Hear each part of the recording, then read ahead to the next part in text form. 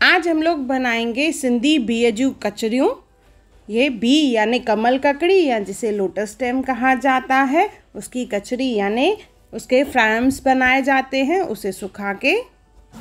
तो मैं आपको बताऊंगी घर पे इजीली ये कचरी कैसे बनाएं।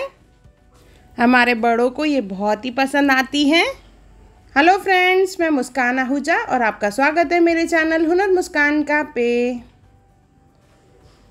आइए रेसिपी बनाना स्टार्ट करते हैं। ये सिंपल सी रेसिपी है। बी ले लेंगे यानी कमल ककड़ी, उसे अच्छे से धो के छील के साफ़ कर लेंगे और उसके इस तरह से देखिए पीसेस कट करने हैं हमें। इसे अच्छे से वॉश कर लेंगे हम लोग।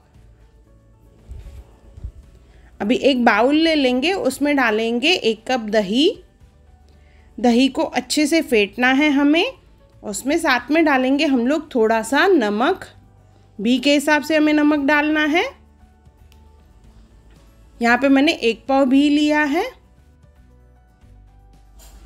विस्कर की सहायता से इसे अच्छे से विस्क कर लेंगे, बिल्कुल इवनली हो जाए, इसमें बिल्कुल भी क्लम्प्स ना हो। जैसे छाछ बनाते हैं हम लोग। इसके बाद इसमें डालेंगे पानी। जो छाछ बनेगी उसकी कंसिस्टेंसी पतली होनी चाहिए, ज़्यादा पतली भी नहीं बनानी है हमने। मैंने ऑलमोस्ट 1 गिलास इसमें पानी डाला है। उसके बाद इसमें बी डाल के रखेंगे। कम से कम 4 घंटे बी डाल के रखना है। आप चाहें तो पूरा रात भर भी इसे रख सकते हैं। इसे ढक के हम लोग रात भर रखें या कम से कम 4 घंटे रखने हैं।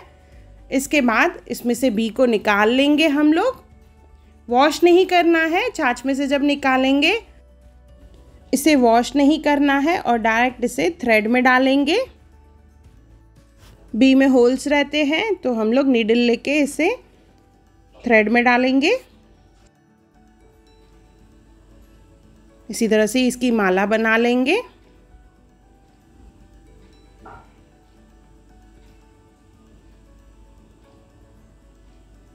और इसे फिर सुखाने के लिए हमें रखना है।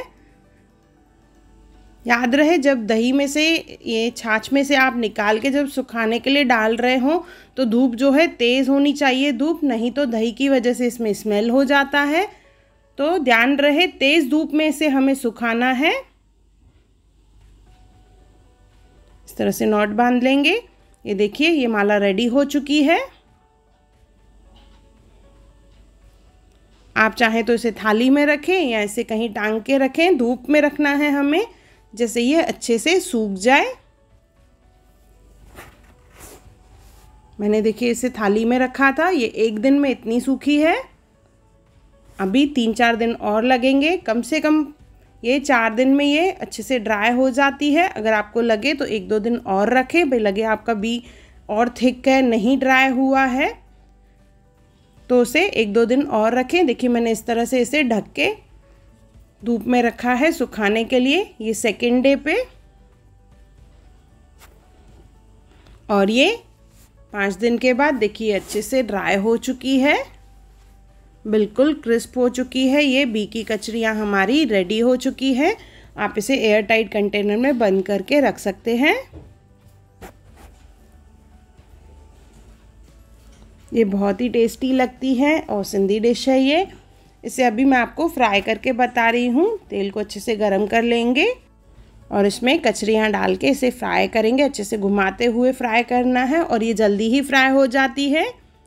देखिए अच्छे से फूल गई हैं ये। इसे निकाल लेंगे हम लोग। ये हमारे बड़े जो हैं उनको बहुत पसंद आती हैं ये कचरियाँ, बियजू कचरियों। बहुत जन इसे मिस भी करते हैं, तो एक बार ज़रूर बनाइए और मुझे कमेंट सेक्शन में ज़रूर बताइए कि आपको मेरा वीडियो कैसा लगा। और ऐसी और वीडियोस देखने के लिए मेरे चैनल को ज़रूर सब्सक्राइब करें।